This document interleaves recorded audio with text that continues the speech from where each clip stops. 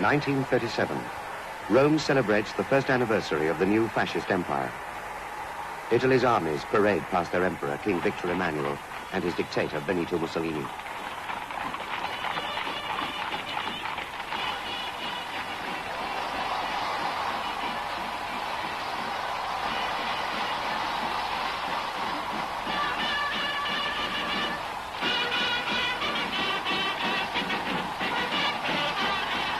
Mussolini's dream is realized in the revival of Rome's imperial past.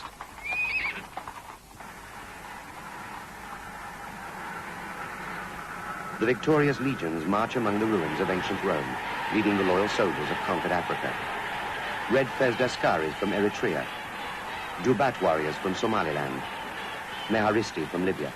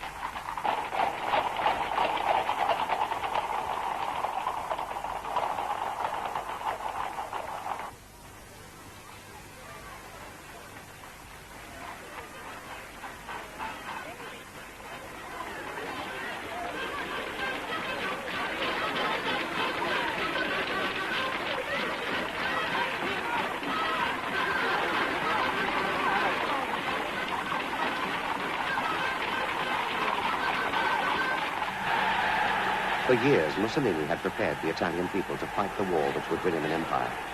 Italy's ruling fascists needed war and the glory that victory brings. War could solve the inglorious problems of mass unemployment and overpopulation.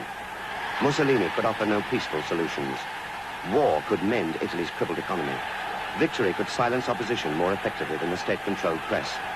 More effectively than rhetoric, a victorious war would truly unite the people behind their duce.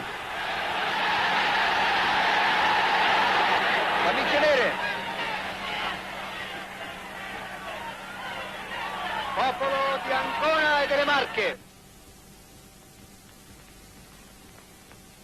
Quando il fatale andare del tempo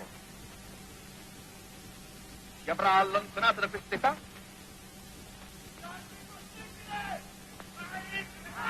gli uomini verranno a vedere quello che noi abbiamo compiuto. In pace e in guerra.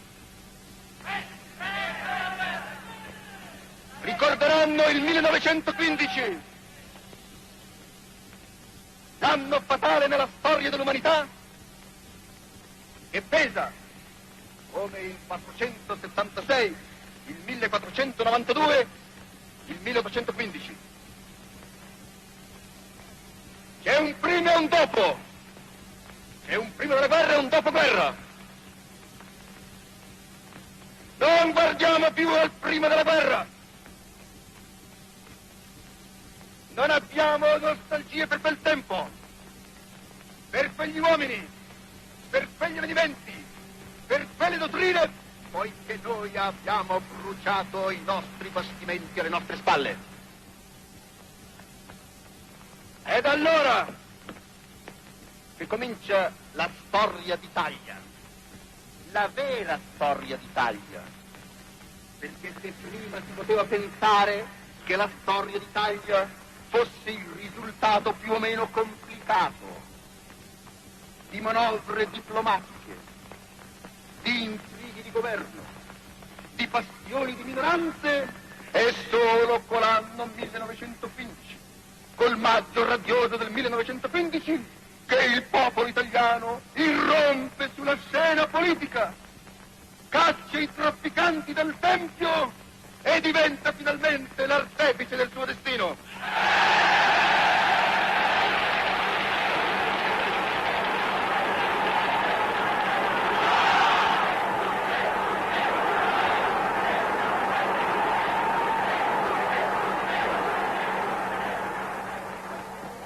La conclusione che io traggo dinanzi a voi in questa giornata luminosa di sole e fervida di speranza è questa: che oggi il popolo italiano e il regime fascista sono una unità compatta, infrangibile, formidabile, che può sfidare come sfida tutti i suoi nemici e anche l'andare del tempo.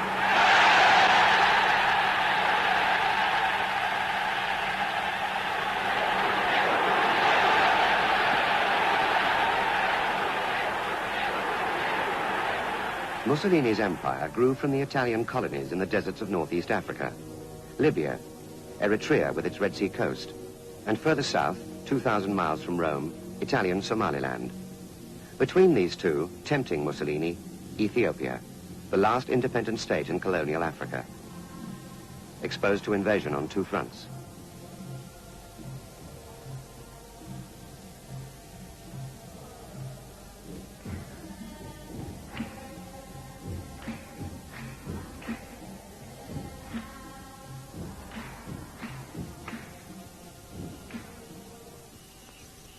Addis Ababa, the city named the New Flower, set among forests of eucalyptus trees on a temperate plateau ringed by deserts and barren mountains. Addis Ababa, remote capital of Ethiopia, at the heart of one of the world's oldest empires. The town's one tarmac road, built for the new emperor's coronation in 1930, spanned by the Imperial Arch.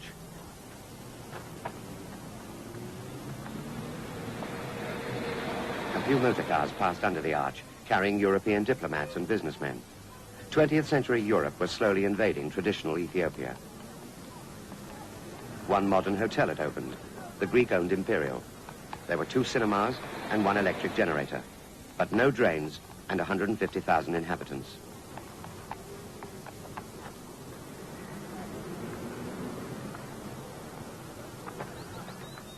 The country's ancient Coptic church was founded 1,600 years ago when Christianity came to Ethiopia.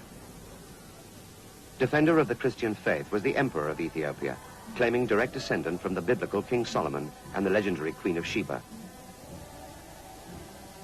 Ras Tafari, crowned Haile Selassie I, King of Kings, conquering Lion of Judah.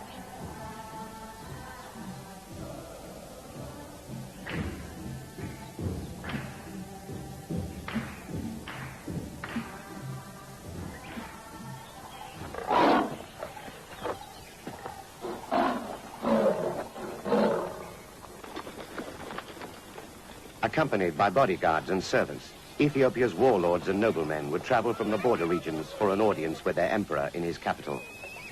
Without the loyalty of these independent feudal rulers, the empire's inaccessible mountain and desert tribes would be beyond Haile Selassie's control.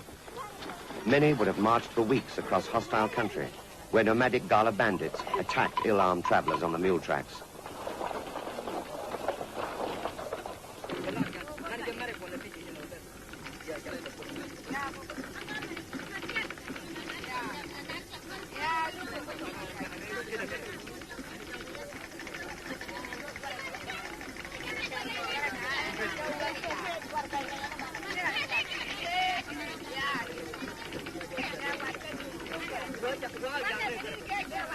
The city's European population left Ethiopia's static feudal order of life undisturbed. Wealthy citizens still went about their business with an escort of servants. The organization of society had not changed for centuries. Ethiopia remained a very poor country with no modern industry.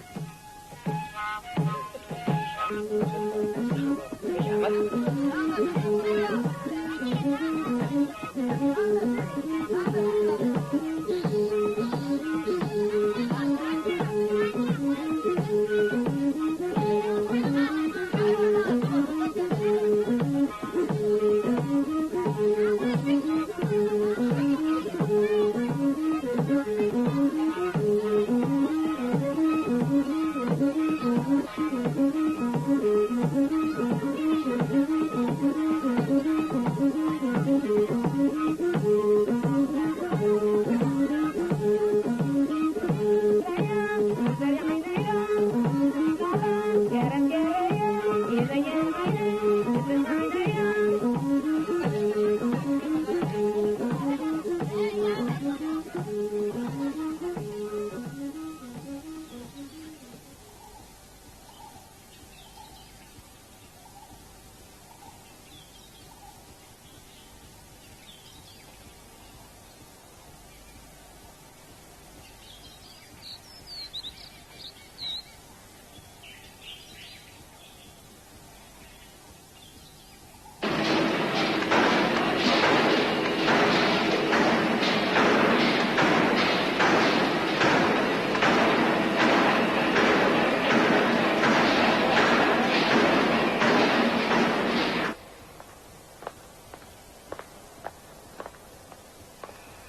the fascist government poured both money and manpower into a major rearmament program.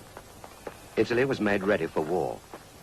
Industry thrived as it built the military machine to crush Ethiopia.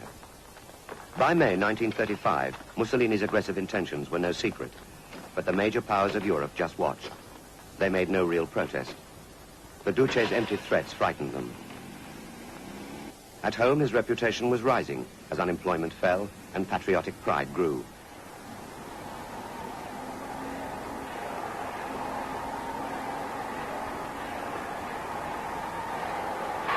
Fascist crowds cheered him through the summer along the road to war.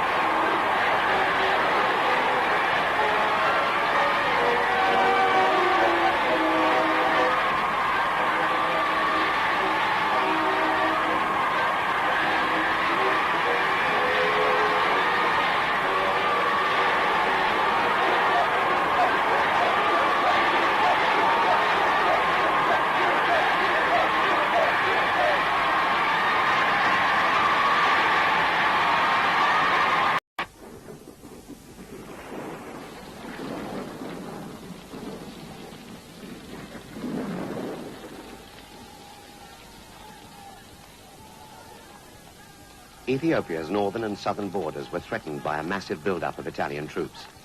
In Addis Ababa, heart of Ethiopia, the emperor celebrated the Feast of Maskal, the annual ritual marking the end of the long rainy season.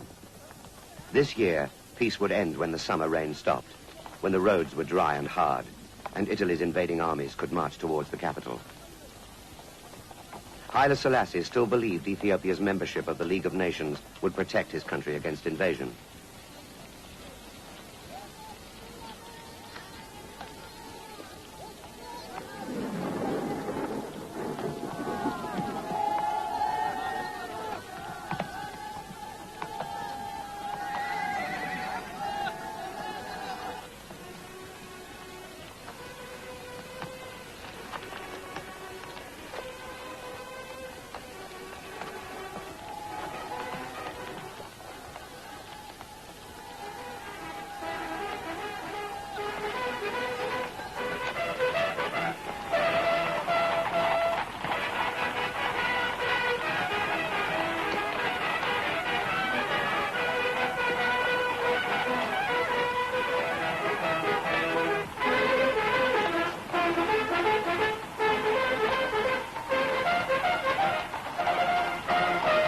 New recruits joined the Imperial Guard, the elite of Ethiopia's armed forces, trained in Western warfare by Western advisors.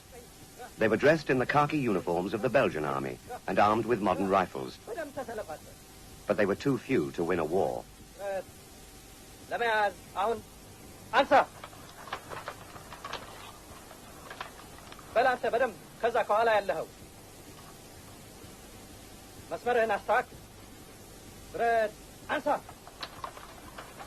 ወደፊት ሂድ ቀኝ ግራ ቀኝ ግራ ቀኝ ግራ ቀኝ ግራ ቀኝ ግራ ራመድ በል ትንሽ አንተ ከኋላ ያለኸው ግራ ቀኝ ግራ ቀኝ ግራ ቀኝ ግራ አሁን ደግሞ ተዘጋጅ ቀኝ ኋላ ዙር አይ መቼም ትንሽ ከዚህ የተሻለ ለመስራት መሞከር አለባችሁ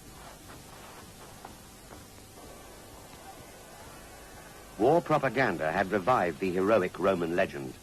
A new sense of national identity was being created, uniting all classes, young and old, in the spirit of a fascist adventure.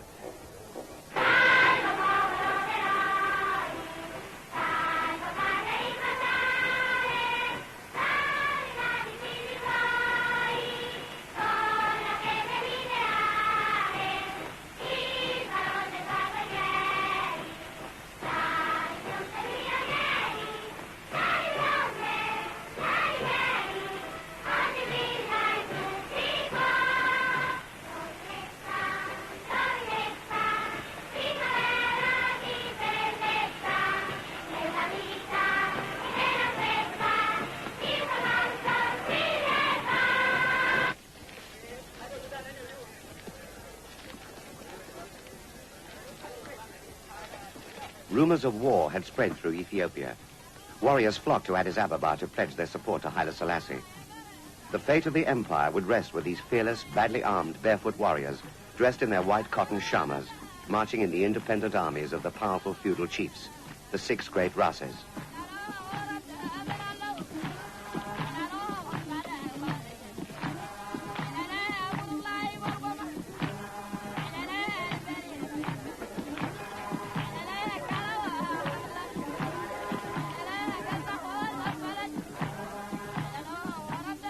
Unwilling to help Ethiopia fight off Italy's colonial threat, the Western industrial nations refused to supply the emperor with arms.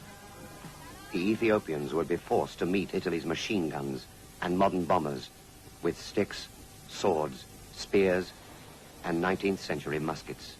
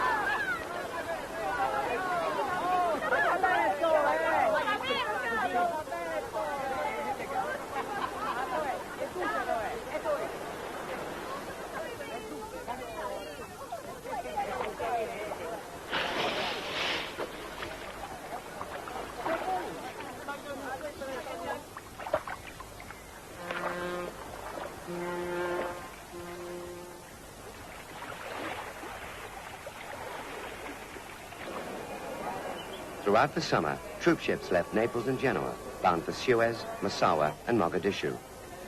The Italian soldiers sincerely believed they were sailing to liberate and civilize Ethiopia. The fascist propaganda machine had worked hard, pounding home a message of warlike, savage Ethiopians, of a society where millions of slaves longed for freedom, a country rich in resources and ripe for invasion.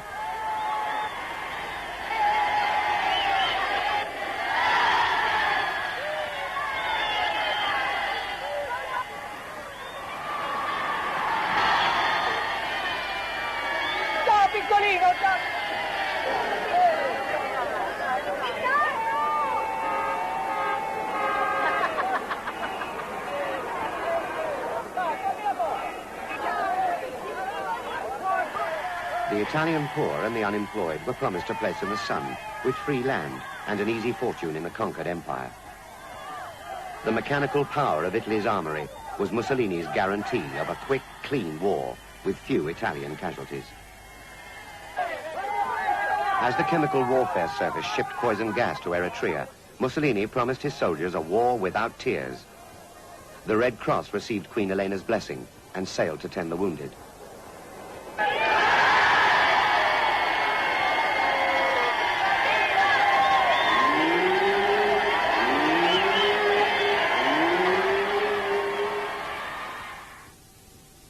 Five army divisions disembarked at Massawa. 5 divisions of black shirts also landed, looking for glory in Ethiopia.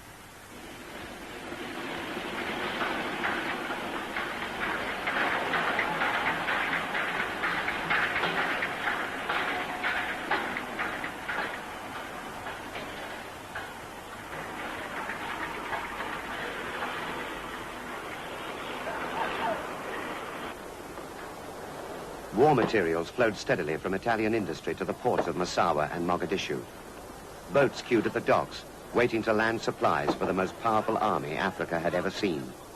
6,000 machine guns, 150 tanks, 700 pieces of artillery, 150 aircraft, and huge supplies of ammunition passed through the docks before the invasion began.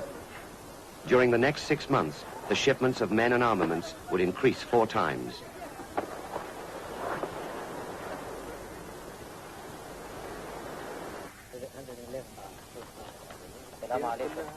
This overwhelming military machine was reinforced by native colonial troops. The Italians fully exploited the region's tribal and religious tensions. In the south, they paid the Muslim Dubat to fight against Christian Ethiopians. In both Somaliland and Eritrea, the courageous Askaris were recruited to the Italian cause and trained as a frontline fighting force for the invasion of Ethiopia.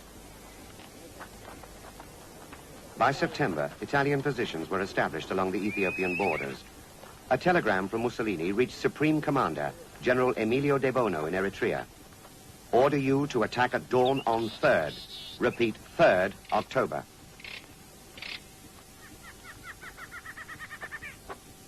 That day at 5 a.m., without declaring war, Italian forces swept into Ethiopia, led by the Caproni bombers of the Regia Aeronautica.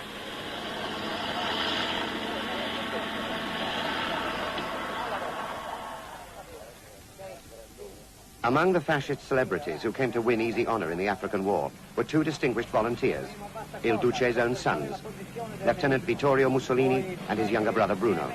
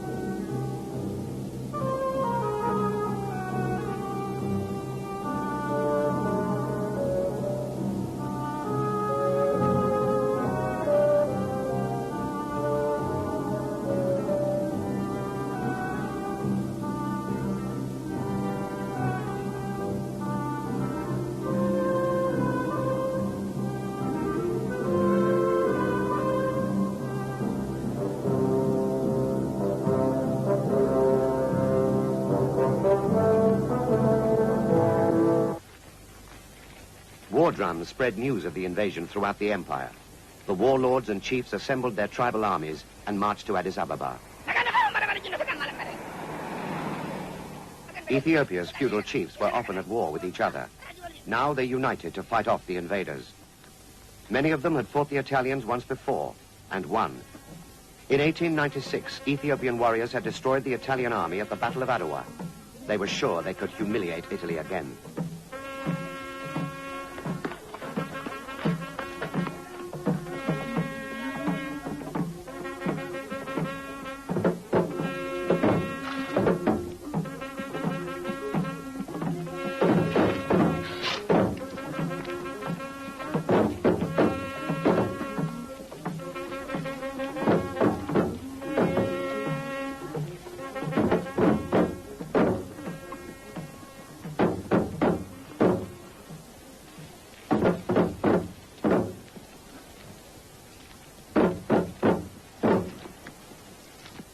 Before they set out on the 6-week march into the northern mountains, the armies paraded before the emperor in the age-old ritual of Ethiopian war.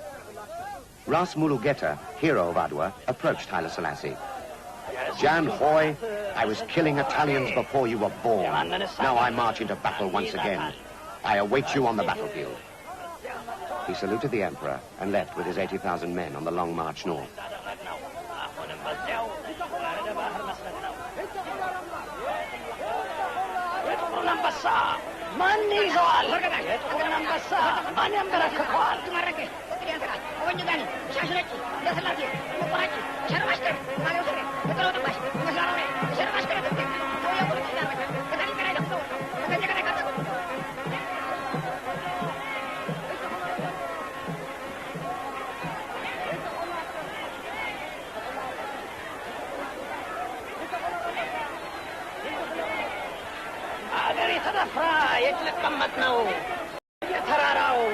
All day the warriors paraded before the emperor, boasting of their bravery in past battles.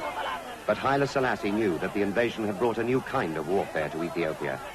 These old battles had been fought in the old way, hand to hand, from dawn to dusk, won and lost in a single day. Listen to Kaki.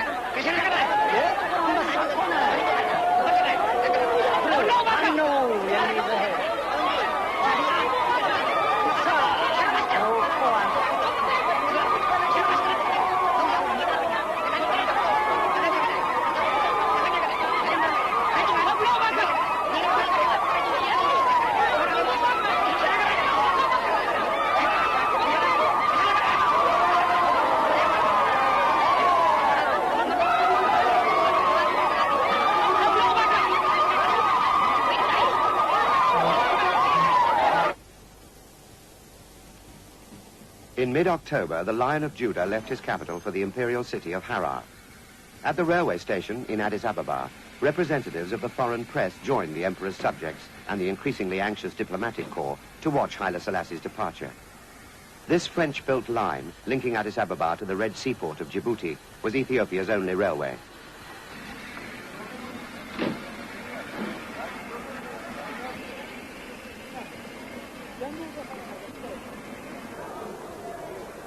Empress Minen joined her husband on the imperial train. General Virgin, Haile Selassie's Swedish military advisor, was among the well-wishers.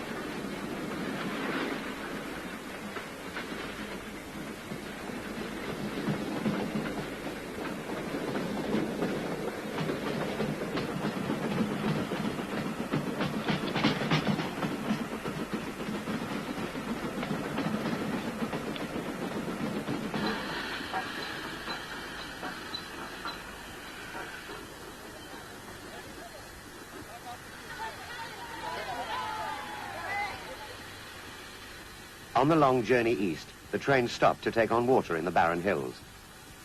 The Emperor scanned the sky. Already there were rumors of enemy aircraft approaching, but the skies were still empty. A telephone call to the palace brought news of the war.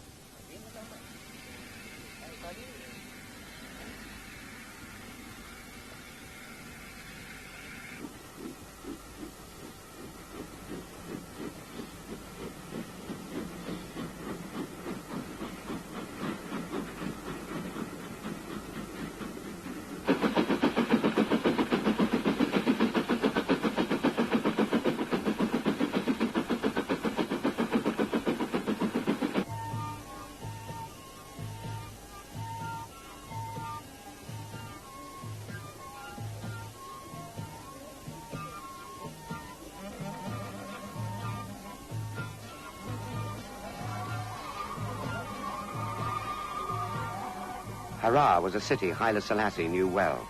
Like his father before him, he had once been governor of Harar, Ras Tafari. Now, General Graziani's armies were marching north from Somaliland, threatening the southern deserts of Ogaden and Harar itself. The emperor needed the support of the region's tribes to protect the empire.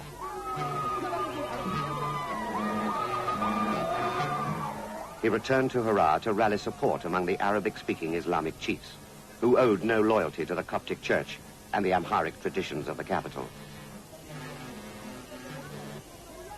To identify local loyalties with the empire's war, he laid the foundation stone of a monument to those who died in a bloody border clash with the Italians at Walwal in 1934. በወልወል ለሞቱት ጀግኖቻችን መታሰቢያ ይሆን ዘንድ ይህንን ደንጊያ አኑረናል። ciidamadayadii waddankooda u dhintay xusuustooda awgeed ayaanu asaaskan u dhigayna.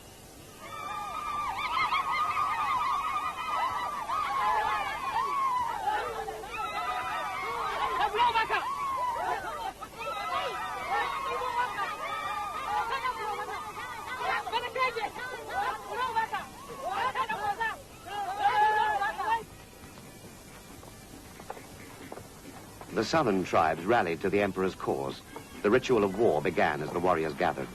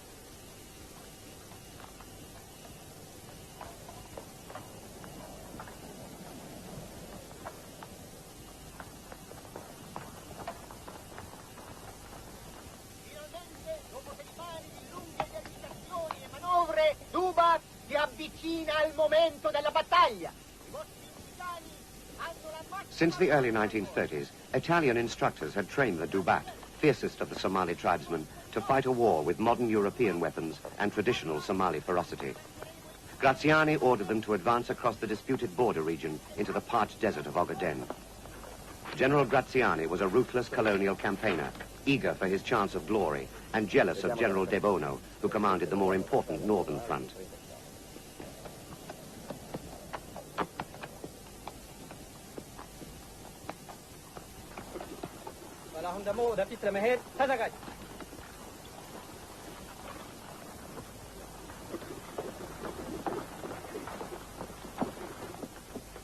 Graziani moved men and supplies forward across the river Webe Shebele, destroying Ethiopian resistance as he pushed north. He urged Mussolini to authorize a march on Harar.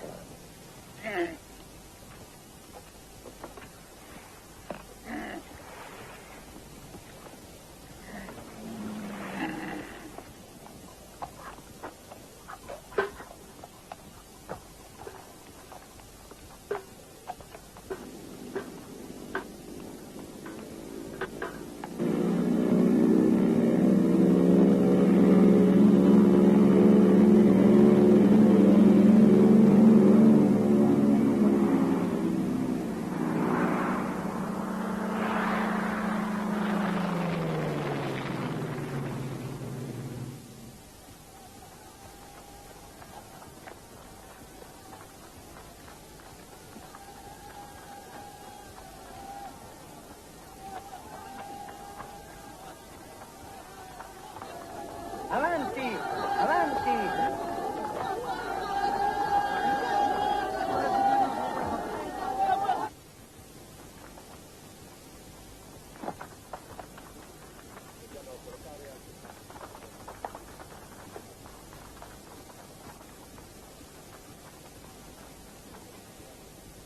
Only one Italian division had been sent to the southern front. In the north, Graziani's rival, General De Bono, had 10. Graziani was therefore forced into a largely defensive role, protecting the long border positions in the disputed Ogaden against the threat of counter-invasion by the armies of Ras Desta and Ras Nasibu. But Graziani was not content with defense. He had sworn that the Duce shall have Ethiopia with or without the Ethiopians. Caricate, puntate! Attenzione che stanno vedendo!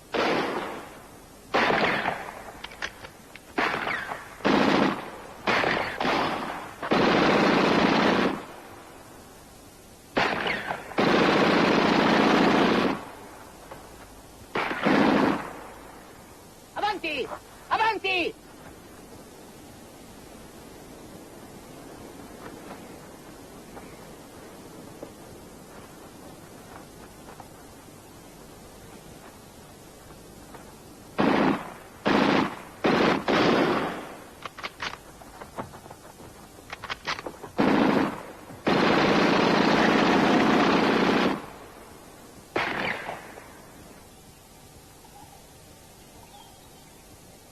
Mussolini was impatient with De Bono's cautious advance in the north.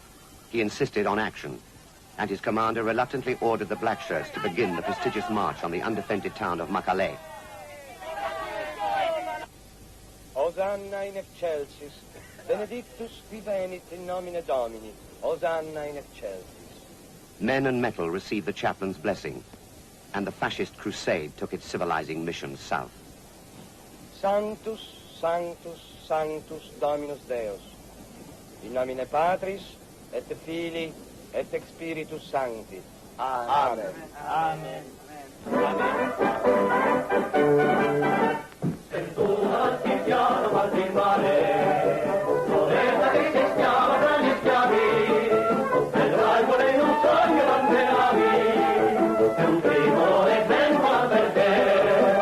Prendite le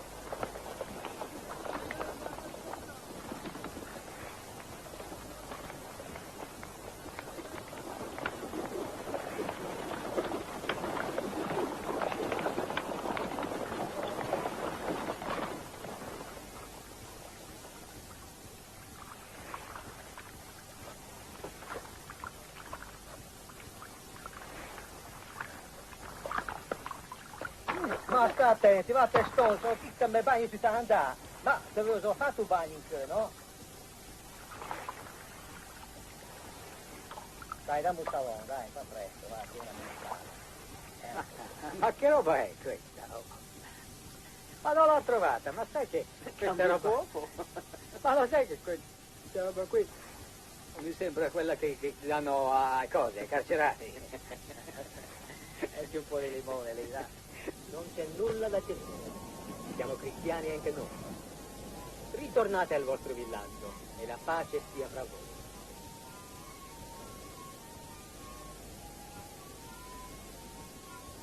Io dimoscio come bene.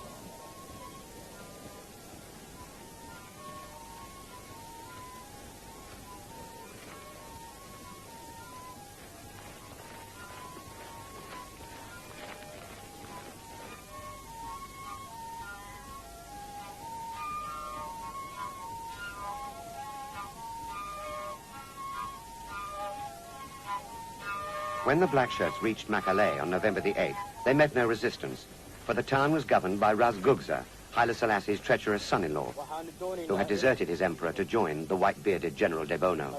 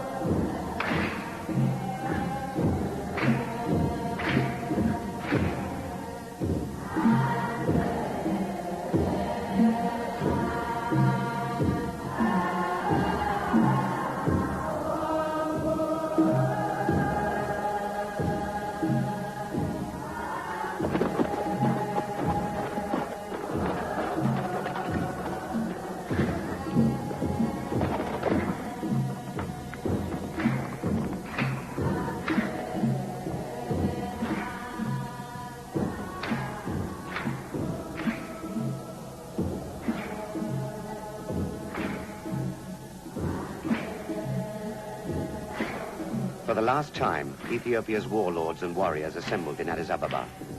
Solemnly they circled St. George's Cathedral, drawing strength from heaven and the emperor as the invading armies drove deeper into Ethiopia. For the last time, the emperor led the procession around the Coptic church, heart of an ancient Christian tradition threatened by Rome.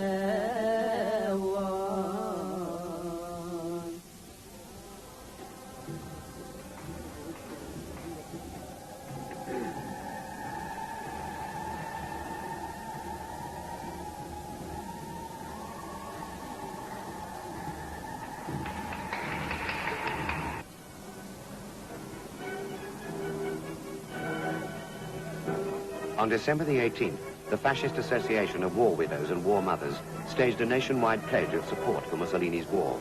The Italian people joined together in a sacrifice of gold for the honor of Italy. Queen Elena led the women of Rome up to the altar of the nation. Il nostro saluto alle gloriose bandiere, agli ufficiali e soldati di terra, di mare, dell'aria, alle camicie nere, agli operai, agli ascari fedeli. Buon Natale! The sacrifice was Italy's symbolic answer to the League of Nations and its feeble economic sanctions. Firm action by the European powers at the League could have stopped Mussolini's war in Ethiopia. Sanctions merely united the Italian people behind the Duce and his war. 250,000 Romans came to sacrifice their gold wedding rings in a crucible smoldering with incense. In return, the state gave them a ring of iron. Italy's women now belonged to Mussolini.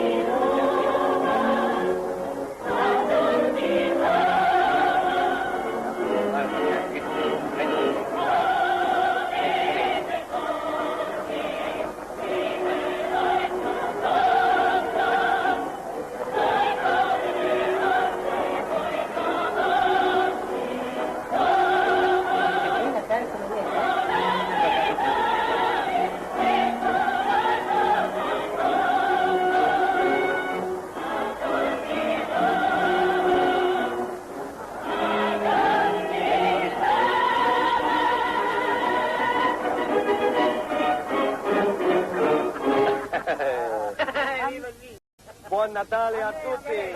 Un fiasco anche per noi. Una bella festa. Bene, grazie. Buon Natale. Buon Natale. Giovanni, buon Natale. A week later, the Italian Expeditionary Force celebrated Christmas under the African sun and under a new commander-in-chief, Marshal Pietro Badoglio. Mussolini had finally lost patience with De Bono's dithering and replaced him with a more ruthless leader. The brutal Badoglio was to take the war into a new and crueler phase. Chianti bottles from the Christmas cactus brought the festive spirit to Italy's lonely soldiers camped in a dry land. As the presents were passed around, the bombing of Ethiopia intensified.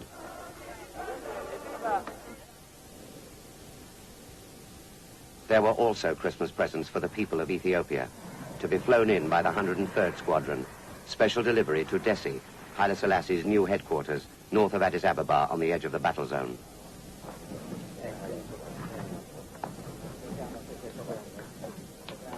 Questa bomba farà 100, vedrai che macello. Ecco, 60, 80 cadrà, vedrai che... Avanzate da nord-ovest, non appassatevi troppo sul ghiacciaio. Abbiamo già colpito la regione. Indietro, indietro, accoglietemi da lì! Bocca al lupo, eh!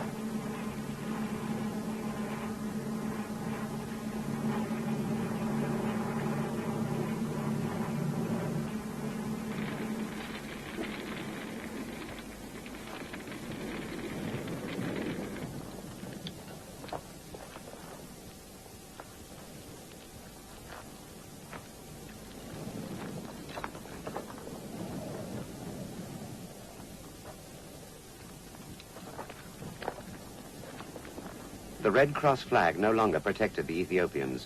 The Emperor's presence in Dessie attracted attack.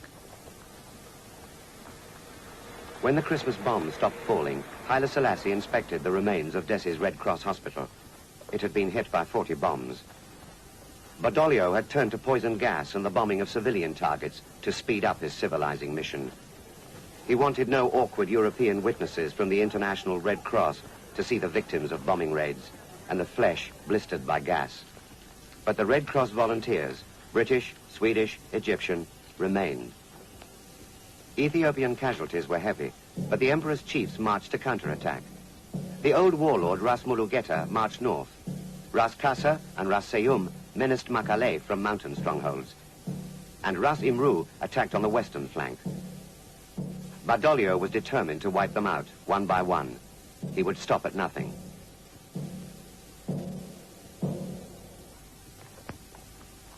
The Ethiopian peasant warriors marched slowly north with their wives and a few days' supplies.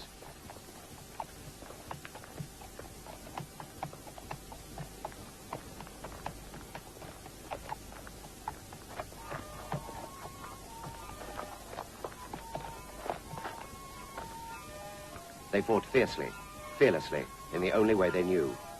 Each day at dusk, they would withdraw from battle, and they never fought on Sundays. But Haile Selassie knew their best chance of victory lay in guerrilla warfare. Be cunning, be fierce, he told his warriors. Do not mass together. Do not wear light-colored clothes. Stay hidden. Strike suddenly.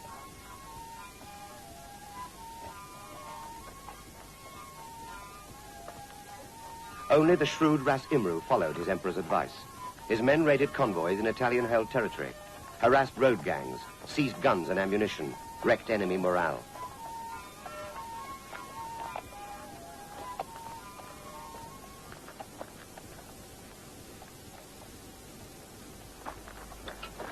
In the new year, Badoglio's Eritrean corps moved against Ras Casa and Ras Seum in Tigray. The Italian mechanized columns could not move quickly in the wild mountains of Tigray, where mules proved more mobile than trucks. Marshal Badoglio knew his troops were not equipped to fight a guerrilla war. His strategy was to lure the Ethiopians into open battle.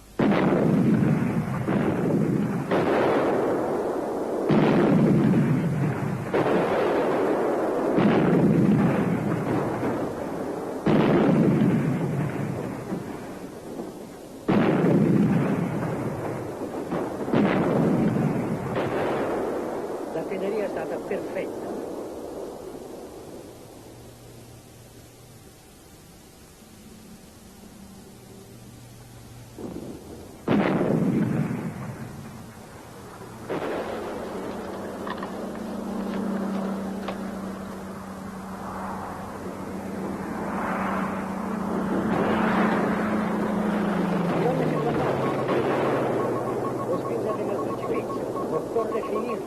Superior radio communications were critical to Badoglio's strategy. Orders were transmitted fast as news of enemy movements was received. The Askaris marched into the hills to surround Ras Seum's army in a pincer movement.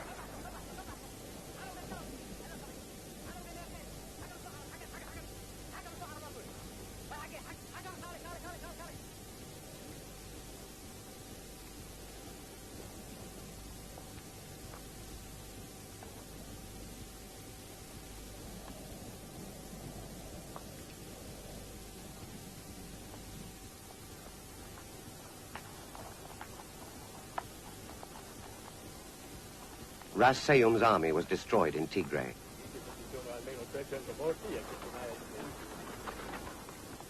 Prisoners were herded into camps.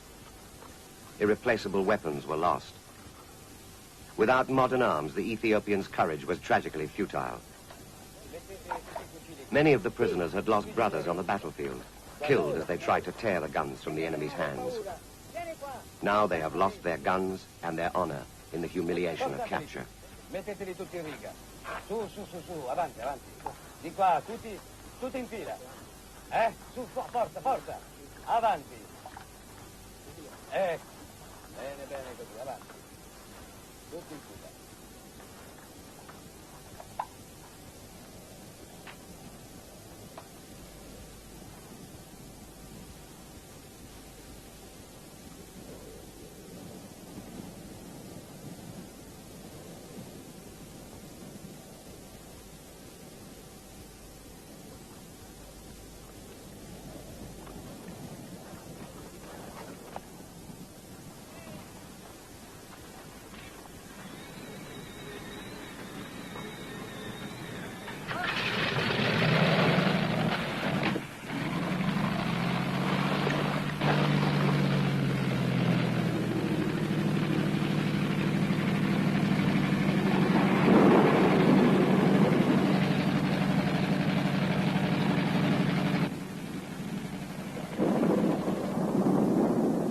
The Regia Aeronautica ruled the skies unchallenged.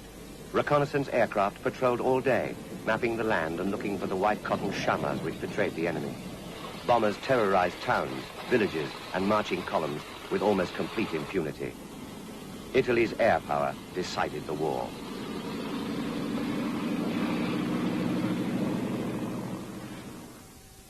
Anti-aircraft guns in Ethiopia was the Emperor's Oerlikon, mounted on a rock terrace outside a bomb-proof cave in the hills near Dessie. The cave had become his headquarters after constant bomb attacks had driven him from the town.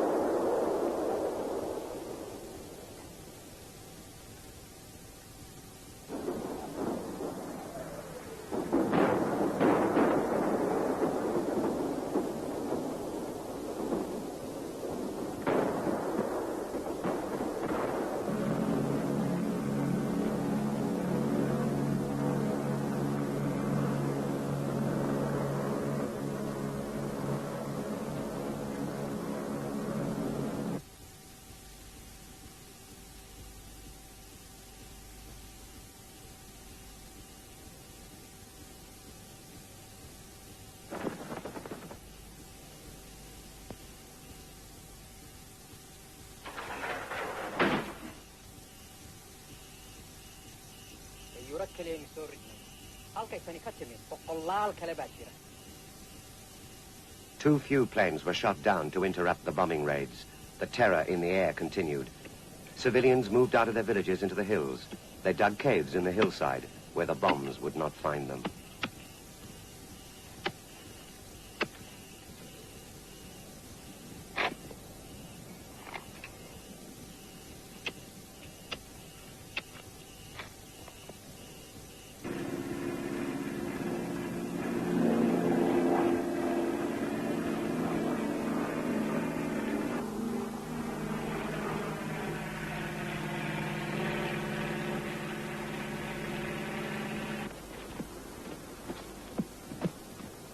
When marching columns were caught by aircraft in the mountain passes, they were easy targets for the Regia's bombs, guns, and gas.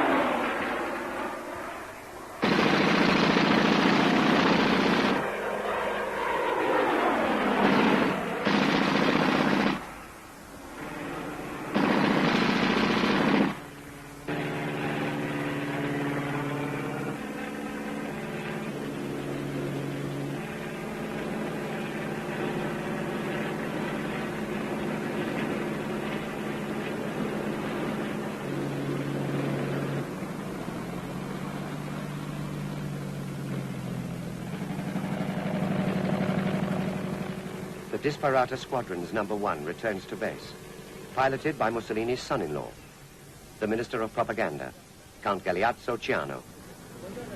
Spero che abbia fatto un buon volo. Questo voto non credevo di farlo. Ho trovato tutto in fretta perché devo partire. Ti hanno sparato poco questa volta, eh? Vedi così.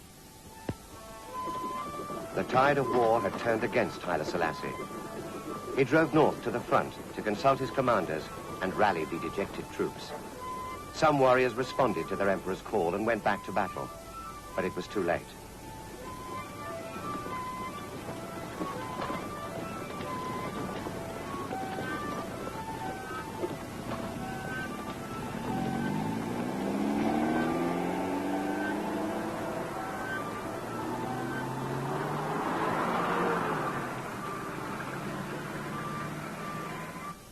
Badoglio had banned the foreign press from the front line. Now he invites them to witness the war's decisive battle, the attack on Amba Aradam, mountain fortress of Ras Mulugeta. If Ras Mulugeta's army of 80,000 could be crushed, only the emperor would stand between the Italians and Addis Ababa. Aerial surveys revealed Ras Mulugeta's weak point. The Italian attack would come from the south. A 9-day siege began.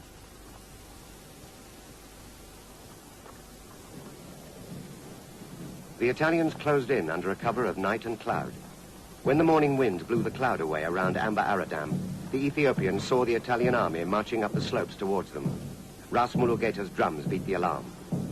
For days, the mountain fortress had been bombarded by aircraft and artillery. Ras Mulugeta just sat, bewildered and shell-shocked in his cave, incapable of action.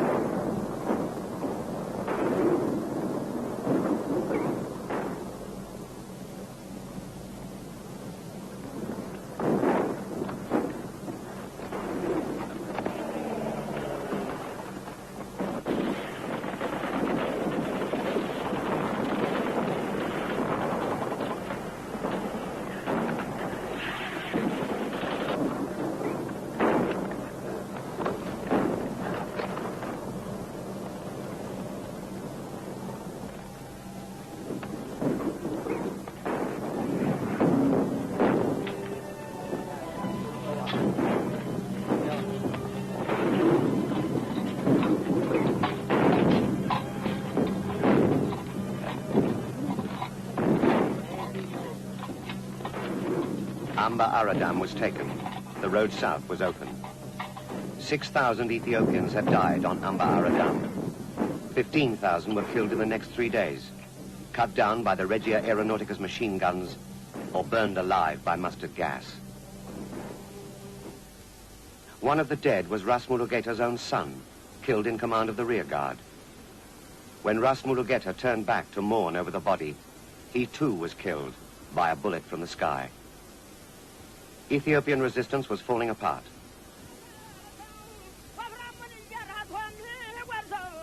The surviving armies retreated south, demoralized and sick, carrying their wounded and mourning their dead. Ras Imru's army was destroyed in the Battle of Shireh. Ras Kassa and Ras Seyum were now utterly defeated in Tembien. When they reached their emperor, they had no troops left. Finally, in the last desperate battle, the emperor's own forces were massacred at Lake Ashangi. The war was lost.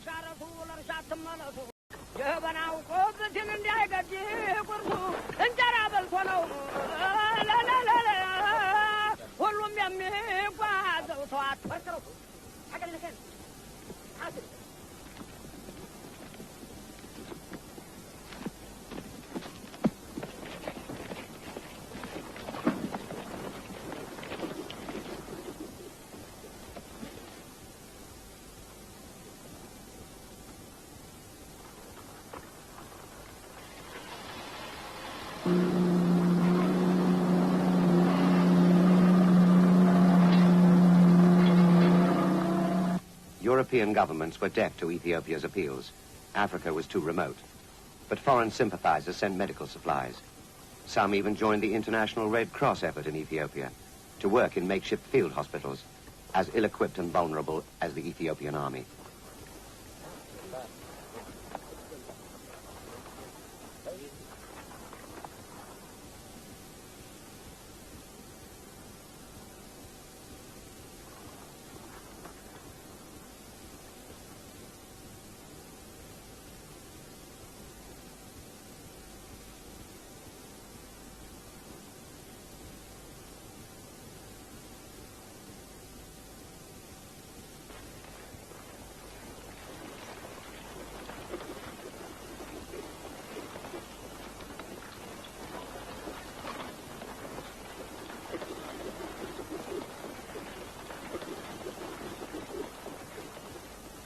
The Black-Shirt Army was on the last stage of the march of conquest to the old Ethiopian capital of Gondar. For the glory of the fascist party, Secretary General Achilles Tarace marched behind the Roman standard along a route known to be free of enemy troops into a town untouched by war.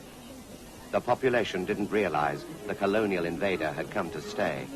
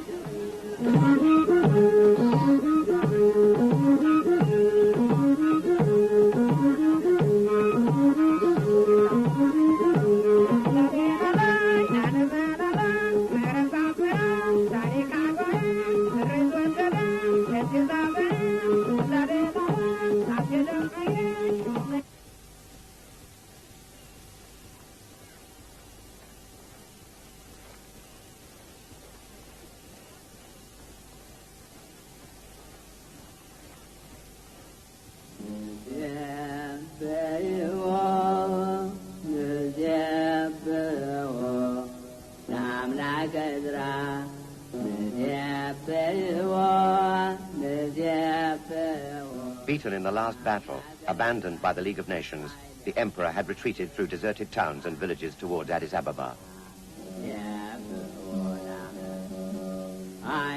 Though the Italians were closing in behind him, he stopped for 2 days to fast and pray on his knees in the monolithic church of Lalibela.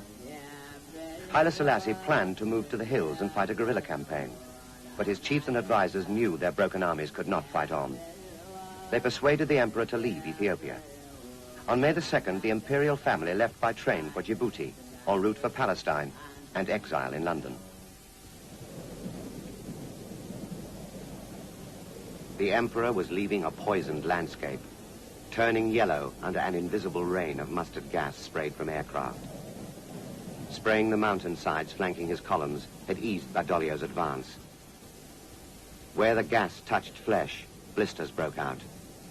Barefoot warriors were very vulnerable as they marched over the poisoned land. The falling gas burned their shoulders and left many blind. The fumes burned lungs.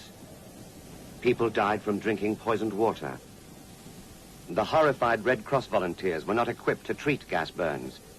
Mustard gas was outlawed by international agreement after World War I. Mussolini authorized its widespread use to bring about the quick victory which would justify his huge investment in the war.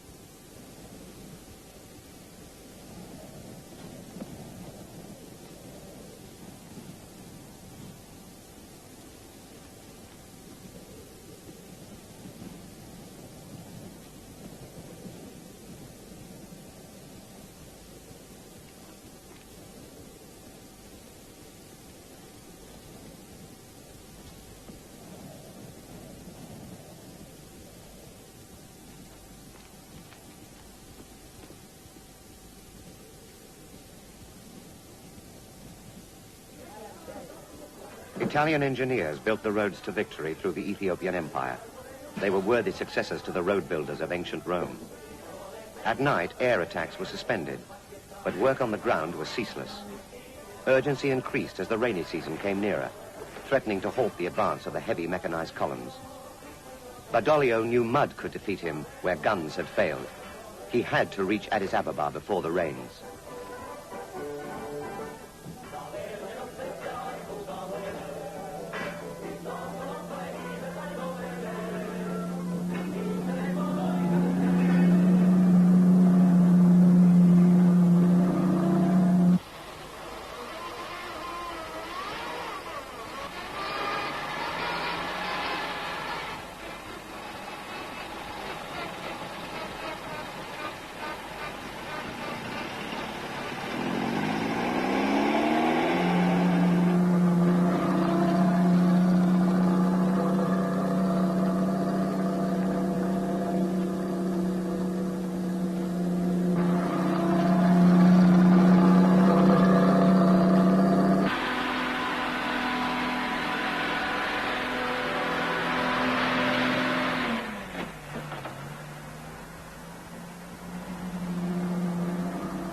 The defeated empire lay in ruins.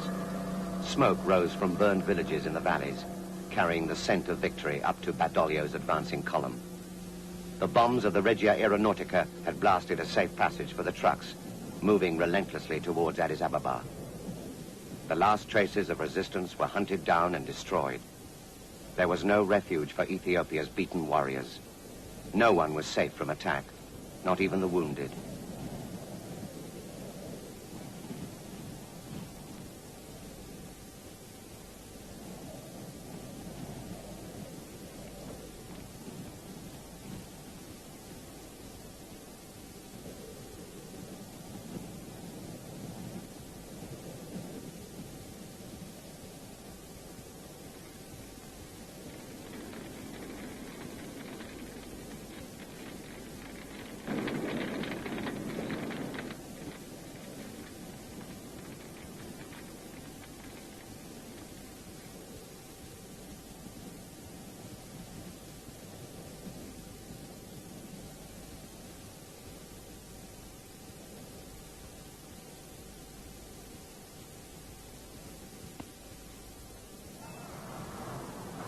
The march of the Iron Will set out from Dessie on the final stage of Badoglio's drive to victory.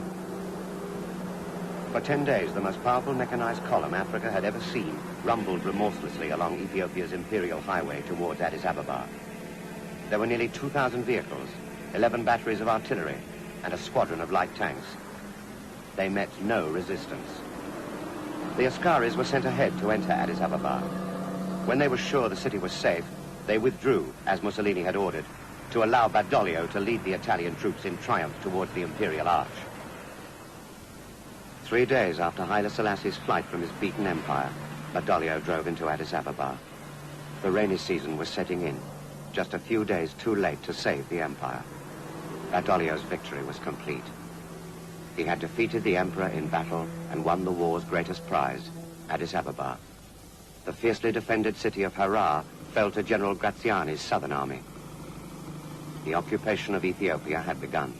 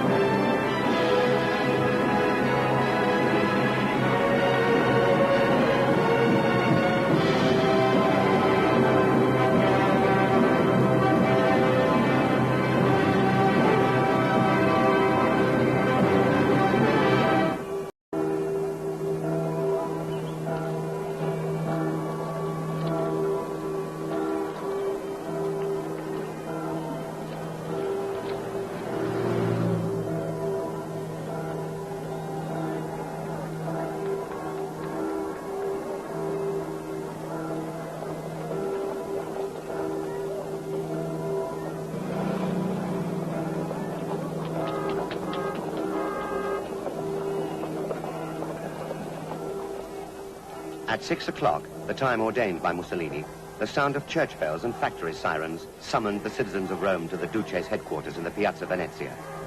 News of victory had reached Rome, and the people flocked to pay homage to the victorious leader. They had good reason to rejoice. Their soldiers had conquered the promised land, and it had been a short war. The tame press had shielded them from the uncomfortable truths which could spoil their pride in victory. Mussolini could also rejoice, with good reason. He had won 2 wars. The Ethiopians were beaten, and the Italian people were united in unconditional surrender to the fascist state. At 7:30, the Duce appeared on the balcony of the Palazzo Venezia and addressed Rome.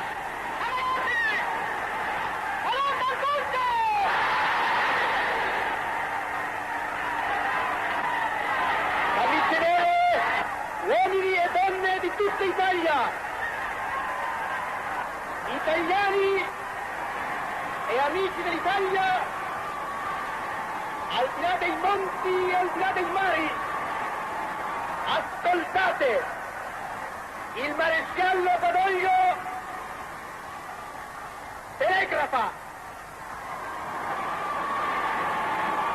Oggi, 5 maggio, alle ore 16,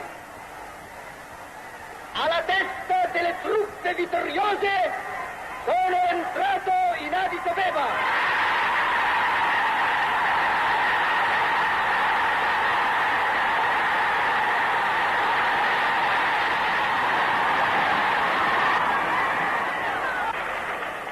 Annuncio al popolo italiano e al mondo che la guerra è finita.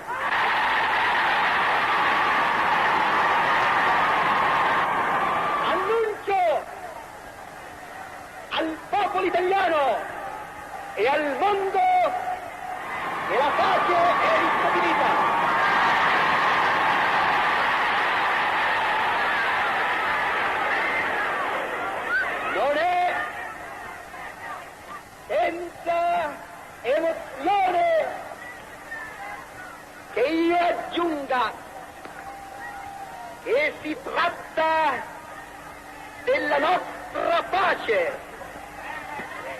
della pace romana, che si esprime in questa semplice, irrevocabile, definitiva proposizione: l'Etiopia è italiana!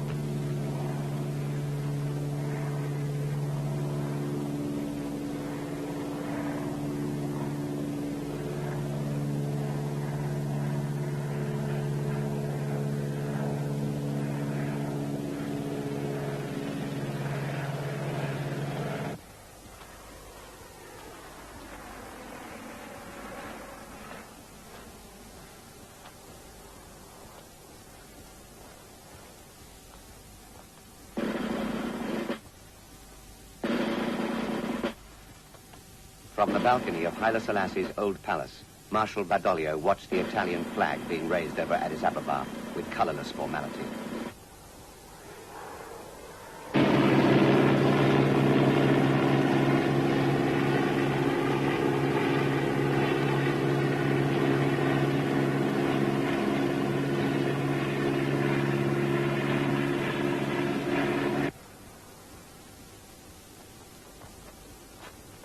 The victorious Italian army took possession of Ethiopia's defeated capital.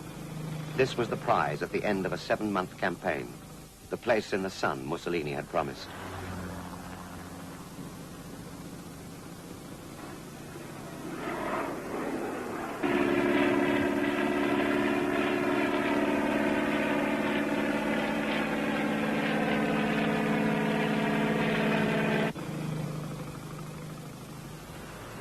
The city they saw was shattered and burned. Every sign of European ownership had been smashed before their arrival. The victorious march of the Iron Will arrived in the center of Ethiopia's ancient empire to find an ugly ruin. The poor and broken city fell far short of their dreams of victory.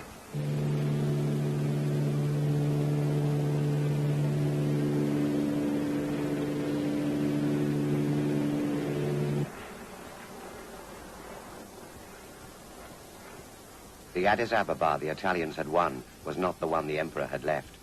All order left with him. The city was a shell, wrecked and looted by its population. There was little left for the conquerors to occupy, as the foreign legations emerged from their barricaded compounds to welcome the Italians. Slowly, the European population drifted back to the city from the hills.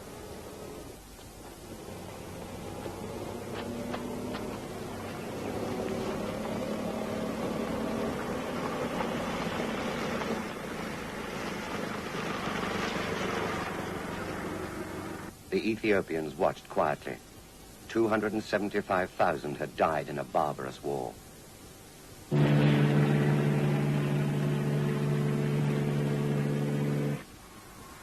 The European powers accepted the destruction of Ethiopia. They believed peace had returned to the world. Hitler had watched closely as the seeds of World War II were sown.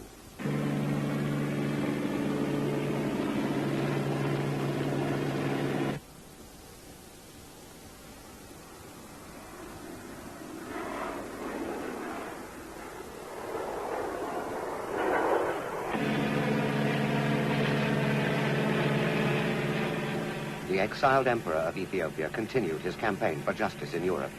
A new empire prepared to announce its creation.